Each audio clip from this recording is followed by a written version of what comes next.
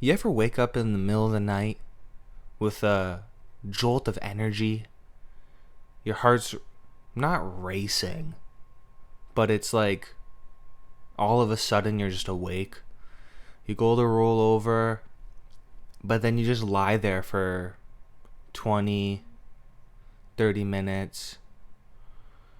And the reason you woke up with that jolt of energy is because your dream was high intensity. I had a dream this week where I traveled back in time. Not far. Not far. Just to 2015. And I thought to myself, ooh. Actually, my first thought in the dream, so in the dream I woke up and I'm like, whoa, what? I've seen this before. And I look at my phone and my phone says fucking July whatever 2015. And I'm like, oh shit. I've traveled back in time. And the first thought that went into my head was, I'm going to bet on sports stuff that I know and make a bunch of money. But the dream went on for a bit. And in the dream, I'm confronted by these two guys in suits, and they know I traveled back in time. And I can't remember, but for some reason I just got away. But I didn't escape. I didn't run away. I was walking away, talking shit to them. You couldn't get me. You thought you could get me, but you can't. But I don't remember how that came to be. The two guys were there. They knew I traveled back in time. I knew that they knew I traveled back in time. But then something happened and I was just walking away, down the street, talking shit to them. Yeah, you thought you could get me, but you can't fucking get me. Anyway, I think I had that dream because I just watched the Loki trailer, and then Loki traveled back in time or throughout time, and there's agents and shit. But I don't think that's all what dreams are. Sometimes you'll watch a movie and you have a dream about that's kind of like that movie, or you dream about work, or you dream about a trip you went on. But I have a theory, and this is a slightly educated guess or educated theory, because so I'll just say what it is. I think that dreams are you in different dimensions.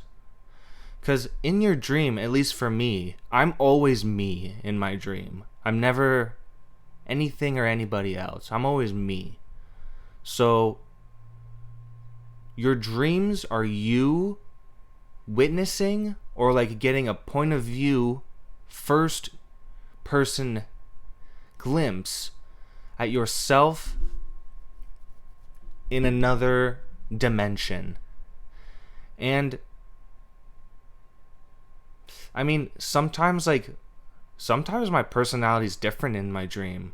Sometimes I'm fucking mean in my dream. Sometimes I'm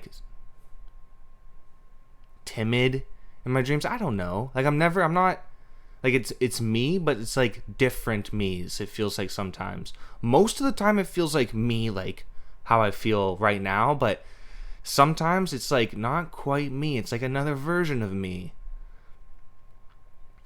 I might look slightly different in my dream. Sometimes I have dreams where my hair's different. I have clothes that I would never wear in this life. So I think that dreams are you in different dimensions and you're getting a sneak peek, which is fucking sick. And the reason I thought of that is because I've heard smart people say, like physicists and astrophysicists, shit like that that I've listened to on the internet and on other podcasts say that there are other dimensions, and it's likely that there's infinite dimensions out there with infinite versions of yourself living in infinite different kind of lives. So naturally you think, okay, so it'd be like another dimension would be like me living this kind of similar life, but instead of being the life that I have now, I am a fucking football player, or you're a fucking singer. But if it's infinite, that means it can be crazy. And dreams are fucking crazy sometimes. Shit doesn't make sense. It's like a magic world. There's fucking monsters and demons. You can like fucking fly. You can jump crazy high. So, if these super smart people are saying that there's an infinite amount of dimensions and infinite versions of yourself, I don't think it's that far-fetched to think that dreams are you in different dimensions and you're just getting a peek. Because, like, I think when you dream like I don't know the amount, but like a certain amount of DMT is released in your brain when you dream. And when you do DMT, I've never done it, but people say that you like ascend to different dimensions. You go through space and time, through the universe, see different things. And it's the same thing when you do like weed. You're kind of bending this reality a little bit with that high feeling. When you do mushrooms and you see like the walls are looking a little swirly. Is the ground water now? I don't know. Why does this light look different? Shit like that. You're bending this dimension with a fucking drug or a stick. You put a fucking dried up stick in your mouth and you bend this dimension. So if those same kinds of chemicals are being released in your own brain when you sleep, I don't think it's that far-fetched of an idea. I think it's really, really cool. What if someone in a different dimension has a dream about me in this dimension? They're like, fuck, that was a boring ass dream. Fuck. Wasted night's sleep. But I think that's pretty cool to think about. It's hard, like, when you have those kinds of thoughts, especially when you're thinking about that stuff, like, if you're stoned and you're thinking about that stuff, it's hard to then say it. There's tons of stuff that I think about even when I'm not stoned, but, like, it's hard to put into words those, like, real deep thoughts that you have. But I tried. And, I mentioned Loki. The finale for Loki was confusing as shit. But in like not in a it's in like a I don't know what's gonna happen next kind of confusing. Not like I didn't understand what was going on. I kinda didn't. But word on the street is the Kang guy who's in control of the timeline is gonna be like a bad guy in the future for like Doctor Strange. For Ant-Man and Quantumania, which is cool. I don't know how they're gonna clean this shit up, dude. I don't know how. But let's talk about Black Widow. So Black Widow came out last Friday. I went over to my buddy's house. He rented it on his Disney app. And he made us some Mexican fries. Oh, I mean, it's all like simple ingredients. Like it wasn't like it's like a fancy a fancy kind of dish. It's just like grocery store bought ingredients, and it tastes real good. Mixed it all up nice. It was a nice little meal. Very generous man. But we watched Black Widow, and coming out of it, I thought it was a good movie. That's it. Just like a good Marvel movie. But then so I watched it on that Friday, and then the next day I had a event at my friend's house, a beer Olympics event, bunch of games, a lot of alcohol, a lot. Not gonna get into it too much because for the second time in my career there was a slip and slide incident that I will never forgive one of my friends for. So I don't really want to get into it. But the point is, the next morning, so I went to bed at 5 Saturday night. The next morning we get up, it's like 10. Get driven home. Thankfully, if I drove. Ugh. But I get home and like I was litty city. Like I went to bed at 5. The drinking stopped at 4:50.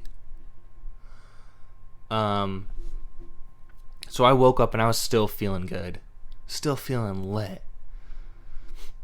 I get home and I watch Black Widow again.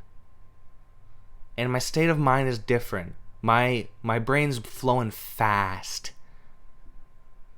You know, like when you wake up and you're still drunk, like you're like it feels like your brain is still humming, like you feel quick. At least that's how I feel.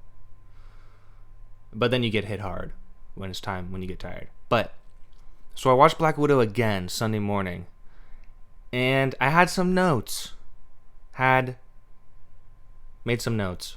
So the opening scene when they're in Ohio, it's cool. It's like, okay, I'm guessing this is Natasha's childhood, right? I'm pretty sure the mom calls them by their name anyway in like the first few seconds. So they're having dinner. The dad's like, let's go on an adventure. The kids are like, yay! Or the one kid's like, yay! But Natasha, she knew what was up. She was smart. So they go to this airport and they're flying. Cops show up. And it's like this whole like chase down. The Red Guardians hanging off the wing of the helicopter, shooting at the cops. It's like, okay, cool. And then they fly up in the air, like they escape the cops, and then it cuts to them landing in Cuba. And then in Cuba, it's like, oh, we did the mission, yes. Oh no, don't take the daughters, no. But then the bad guy's like, fuck you, we're gonna take them. They need to cut that scene out. Cut that scene out. Because it's too long. That opening was too long because of the Cuba scene. It's like, if they cut out the Cuba scene and they were flying up into the air and just cut to black and then go to the scene after the Cuba scene where it's the Nirvana song and the kids are getting fucking dragged out of the containers and they're like getting sprouted out and he's fucking choosing them, which ones he wants to take. Cut to that right after the plane goes up in the air and you're like, whoa, what the fuck is going on? What is this? That's how like I'd be like, oh shit, what the hell is this? Not like, because then with the Cuba scene, the Cuba scene is too long, dude. It makes the intro too long, and then you already know what's going on. If you cut the Cuba scene and you just have the kids getting dragged out of the container, it's like, oh shit, what is this? What happened to the parents? Why are the kids here? Adds a little excitement to your movie. Adds a little mystery. Cut the fucking Cuba scene. The only thing good about the Cuba scene is that the bad guy has a dope ass windbreaker and jumpsuit set on. That's it. And then also with the Cuba scene, you introduce like that's like the bad guy. I'm pretty sure the Red Guardian calls him by his name. Fuck, I don't even know his name. Drakov. Get rid of that. And then like the girls are getting dragged out of the container. They're all screaming. It's manic. and there's just this boss guy like, that one. And you're like, who's he? Who's that guy? It works better. Cut the fucking Cuba scene. The other thing. So once like the movie progresses and it's like Scarlett Johansson now. We're adults. It's like present time. It seems like every scene, dude, like throughout the entire movie, whenever it's like not an action scene and it's Scarlett Johansson talking to cuck boy who gets her planes, or she's talking to her sister. It's like every scene they're just like, oh, I have no family. I have no life. My life was taken from me. I don't know where to go. It's like, okay, you're gonna do this every single scene? Every scene these characters are like, oh, I don't know what a family is. Like, I have nowhere to go. I guess I'm free now. I don't know what to do. Should I get a dog? The shit was annoying. Do that for one scene. We know. Hey. 7 minutes into your movie, these little kids were getting fucking, like, kidnapped, taken away from their old families, and made into fucking, super soldier girls. We saw that in the opening scene, and then they're complaining about it the entire movie. We know. And then at the end, the skull face guy who looked like he was in fucking Call of Duty, who just looks like a Call of Duty character, which it was pretty cool because the scene when he crashes into or I guess it's when she crashes into Scarlett Johansson on the bridge and they're fighting, and then she like rappels in and like drags her sword along the gasoline. That's a pretty cool scene. That was pretty cool. But like they're building this girl up to be like badass, and it seemed like she was pretty badass. She was kicking Black Widow and Yelena's ass all movie. But then they reveal at the end, it's like, oh, it's actually Dreykov's daughter. Whoa. It wasn't a big thing. It wasn't like at least for me, it didn't feel like that. They mentioned his daughter in one fucking scene. Maybe two. They're like, and you see her, you don't even like, it's like a blurry scene. It's just like some little kid walking down the hallway, and then the fucking building blows up. I feel nothing for this kid. I feel nothing. And then you reveal, and it's like, oh, whoa, she survived? It's Dreykov's daughter? Well, that wasn't the effect. That might have been the effect they wanted, but it wasn't. I don't know who they could have plugged in. Fucking, maybe not kill Crossbones in Age of Ultron and then have it be him. That could have been cool. I don't know. Even if they introduce a different character and then that person doesn't like end up getting the serum and like figuring out like, oh fuck, I've been mind controlled my whole life. It's just like the reveal that it was his daughter, just it was meh to me. Like it didn't really feel like anything.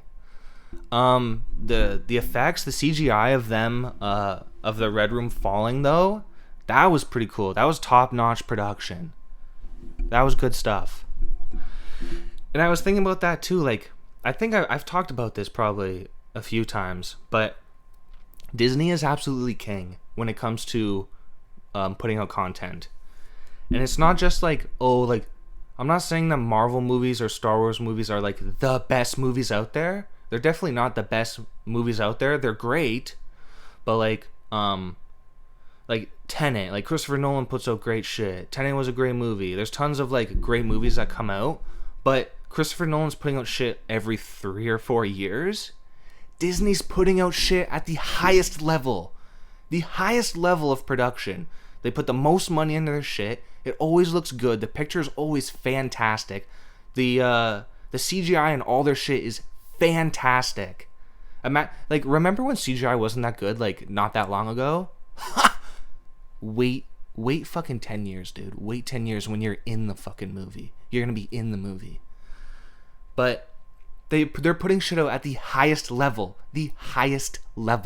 of filmmaking, TV making, production. Every month they're putting out shit. They cannot be defeated. They own They own the realm of movies and TV shows, in my opinion. Until maybe, like, if HBO didn't fuck up with Game of Thrones and now they have House of the Dragon coming out, maybe they could have been a contender. We'll see when Amazon releases the Lord of the Rings show. That they're putting a fuck ton of money into that. This is all very good. I want everyone to put a lot of money into their shit. But right now, Disney's got the biggest dick and no one's coming close. Another thing I thought about watching the movie is that, so it seems like every single Marvel character, their whole life is just a fight. Like, they're just fighting. Their entire life, they're just fighting. And then, but in the movies, they're like, I don't want to fight anymore. I just want peace. But then, like, they just keep fighting, and they're just always fighting. And I thought, what if I was in that position? What if I had powers? What if I could, like, what if I was a superhuman? What if I could, like, teleport? What if I turned into the fucking Hulk? I think at first, I would just, like, fuck off and be like, I just want to, like, do whatever. Like, I have this super power. I have freedom. I can do whatever the fuck I want. Not in, like, a bad, like, a malicious way. I'm gonna do whatever I want, like, stepping on other people, taking advantage of them. It's just, like, you don't have any, like, worries. You don't have to worry about, I guess dying. Or, like, money. Like, if you could teleport, you could probably, like, figure out a way to make money legitimately, very easily. But, like, if I could teleport, I'd just be chilling all the time, doing whatever the fuck I want. But I think you'd get bored. And then you see bad things happening in the world, and you're like, fuck. This superpower is sick, but now I have a responsibility. With great power comes great responsibility. Spider-Man line. So, I feel for these Marvel characters on a personal level that way. You know what I mean? What would you do, dude? What would you do? Oh, I'd rob a bank, or I'd fucking I'd go, like, break down a building, or I'd go fuck up this person I don't like. How long would you do that, bro? I think if you had that kind of power and you don't think about helping other people, or, like, sacrificing your freedoms or your advantages to not help other people, you psycho.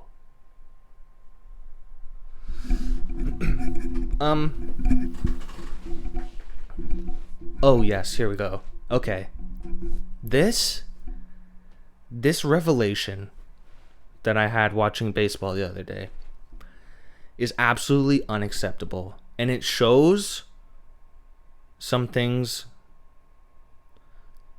in this planet with the human race that is interesting, and it kind of pumps your own tires a little bit. So, in a baseball game the other day, there's this player, Bryce Harper, Philadelphia Phillies, their best player, one of the most expensive players in the league, didn't play the game before because he was dehydrated, and then in the game he's playing on the day that I was watching, he has to run from first to home on, like, a double, which is like a sprint for them. That's a sprint. And he gets on the bench, and I see this trainer putting a cold towel on his neck, and I start cackling laughing.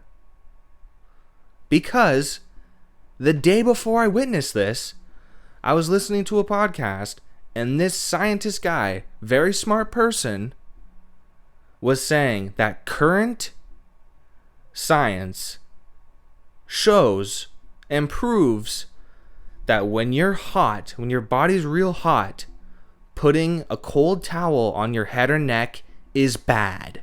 That's not what you want to do. That's not the proper way to cool yourself, because I'm going to butcher what he said, but it slows the neurons to your brain and then your organs start to cook. Yikes. And he said the best way to cool off when you're feeling really hot is to grab something really cold, like in your palms of your hands. He said the palms of your hands, you want to get your hands cold and your feet cold, and it'll warm up your body because the body like releases most of its heat through the palm of your hands and your feet, I guess. So this guy on a podcast is saying this, but a professional baseball team treating their most expensive player, the face of their franchise, their best player, with this old science? This guy's saying this is current science. How do you not know this? As a professional baseball team, you're doing this old school shit. I saw this and I thought they need to fire their entire training staff. They need to fire the president of operations today.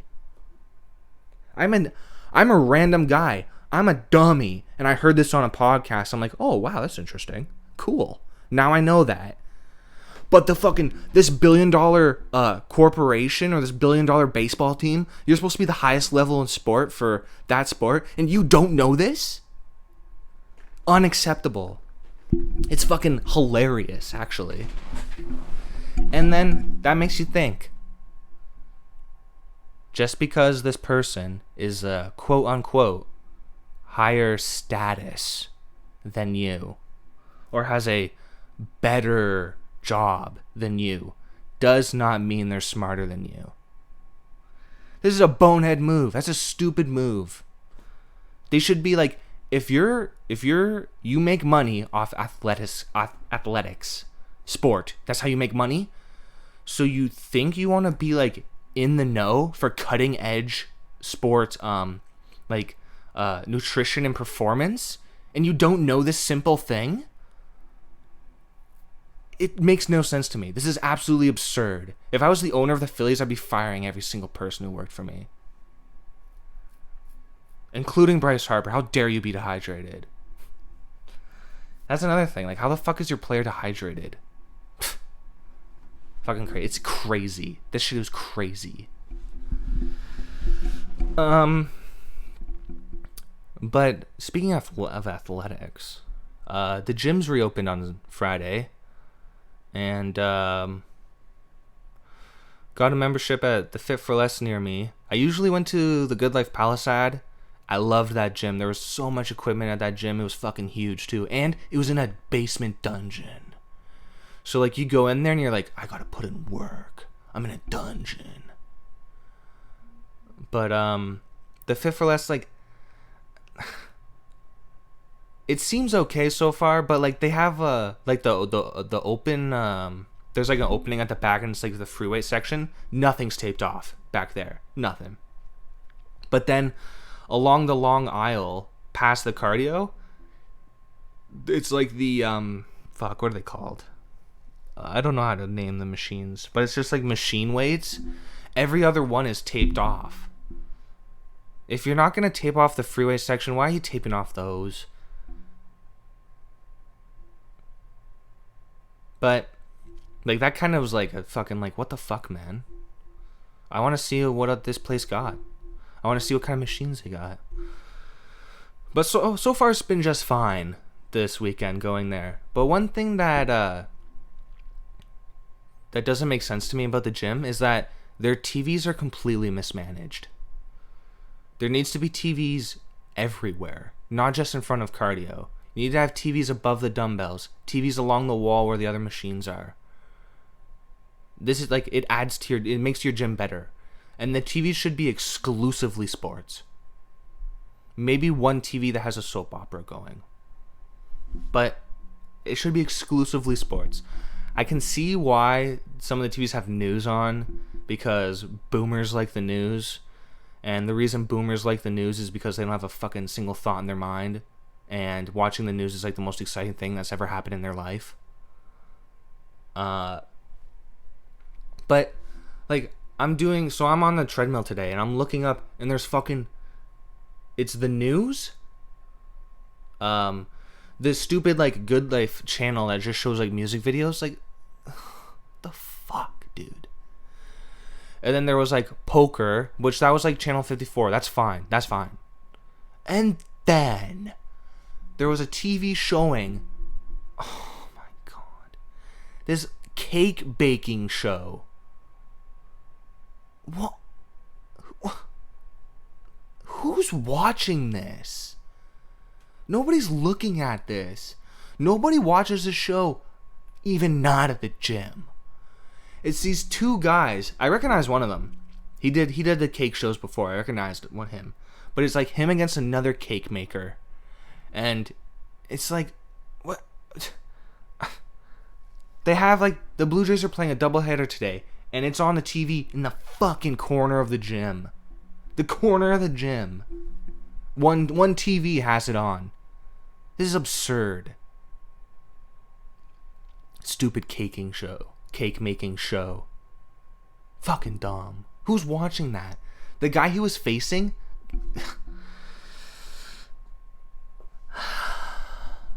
The guy he was facing was wearing a scarf. Everybody was in t-shirt and shorts.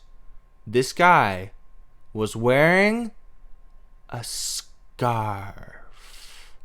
And it wasn't a real scarf. It was one of those like Afghan looking plaid scarves that only go to like your nips.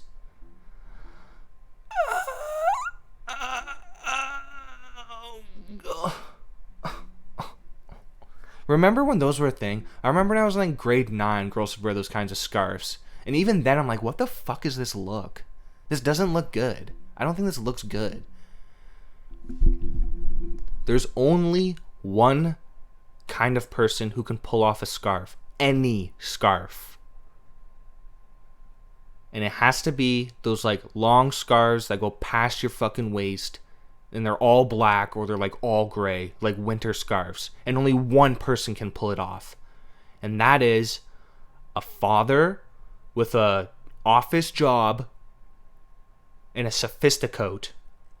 Works all day at the office, comes home, cuts the grass, goes inside, has dinner with his family, asks his kids how their day went, and then after dinner helps his young child with homework, then goes to bed, gets 6 hours of sleep, wakes up in the morning, puts his suit back on, his sophisticoat, and his scarf, and brushes off his fucking car.